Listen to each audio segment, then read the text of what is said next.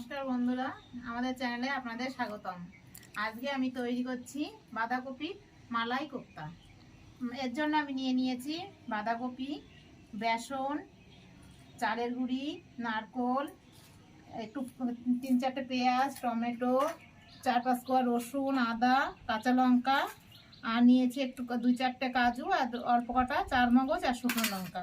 এই কটা জিনিস দিয়েই আমার এই কোপ্তা আজকে রান্না হবে। আমি প্রথমে বাঁধাকপিটা কুচিয়ে নিচ্ছি।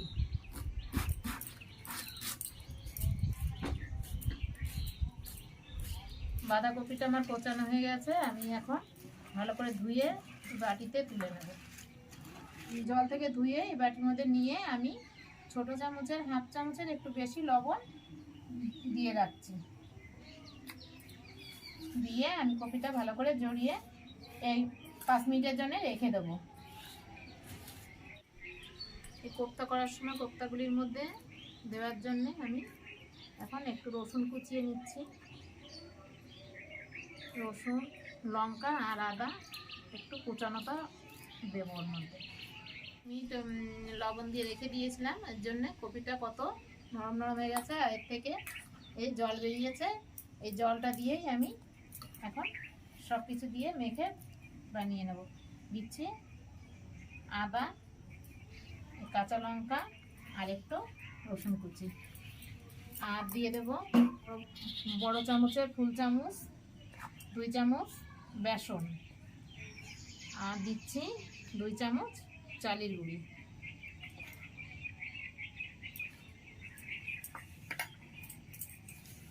এগুলো দিয়ে আমি এখন আর দেবো একটু হলুদ।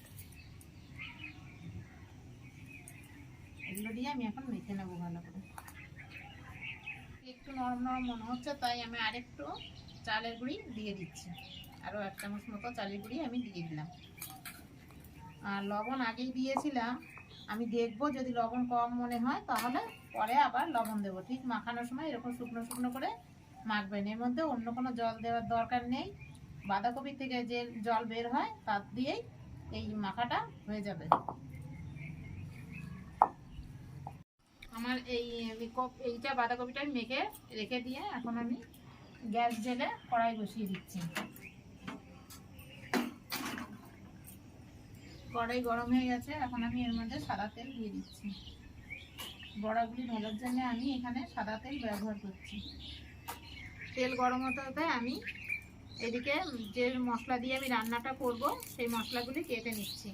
এখানে দেওয়া রয়েছে কাজু, চারমগজ আর আদা, শুকনো লঙ্কা, আর আমি দেবো 2টো পেঁয়াজ আর একটা টমেটো। আমার তেল গরম হয়ে গেছে, আমি এরকম গোল গোল করে কোপ্তাগুলি তেলের মধ্যে ছেড়ে দিচ্ছি। কড়াইতে কোপ্তাগুলি ভাজা হতে হতে আমি কোপ্তার যে মশলাটা দেব গ্রেভির জন্য সেইটা আমি রেডি করে নিচ্ছি। দিয়ে দিচ্ছি এখানে যেগুলো ওইগুলো রেখেছিলাম, কাজু, চারমগজ, শুকনো লঙ্কা, টমেটো আর একটুখানি পেঁয়াজ, সব কিছুই আমি একসঙ্গেই পেস্ট করে নিচ্ছি। আমি যে মশলাগুলি নিয়েছিলাম ওইটা আমার পেস্ট হয়ে গেছে। এটা বাটিতে ঢেলে এখন আমি নারকোলটাও একটু পেস্ট করে নিচ্ছি।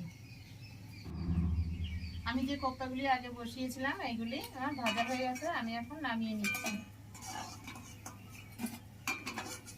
ঠিক এরকম লাল লাল করে আপনারা কোপ্তাগুলি ভাজবেন, এবং ভাজার সময় খুব আস্তে আস্তে জালে ভাজা হবে, একটু জোরে জাল দেওয়া যাবে না।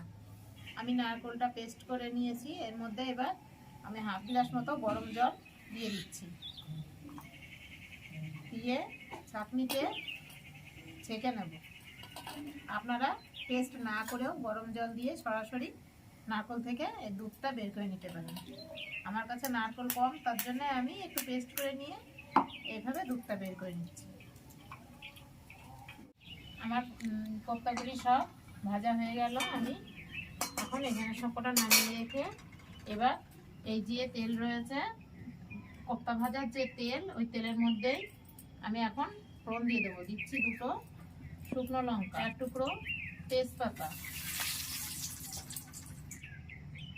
3টে এলাচ, তিন টুকরো দারচিনি আর 3 টুকরো লবঙ্গ।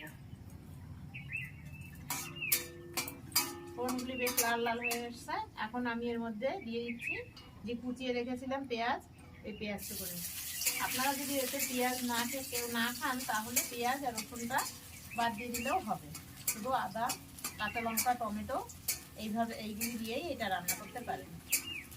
পেঁয়াজগুলি আমার বেশ লাল লাল হয়ে এসে আমি এখন এর মধ্যে যে মশলাটা করে রেখেছিলাম মশলাটা ছেড়ে দিচ্ছি।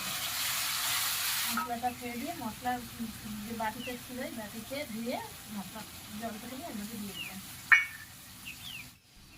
দিচ্ছি সামান্য একটু হলুদ আর দেবো সামান্য একটু লবণ দিয়ে মশলাটা ভালো করে কষিয়ে নেব।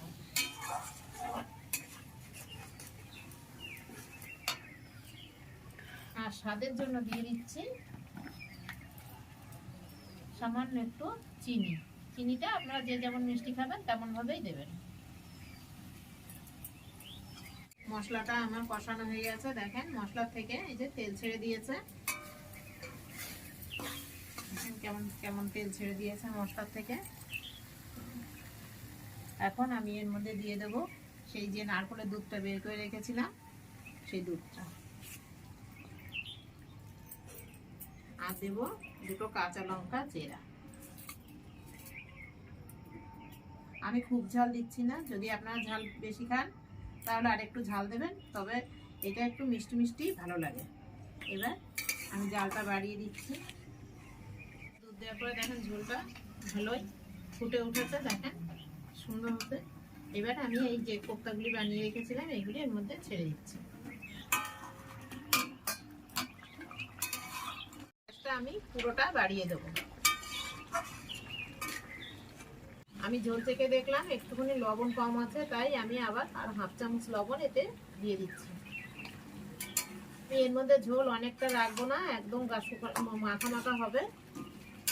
দেখেন আমার জিনিসটা হয়ে এসছে। আমি এর মধ্যে এখন একটু গরম মশলার গুঁড়ি দিয়ে দেবো। দেখেন রান্নাটা আমার হয়ে গেছে, আমি এবার নামিয়ে নিচ্ছি।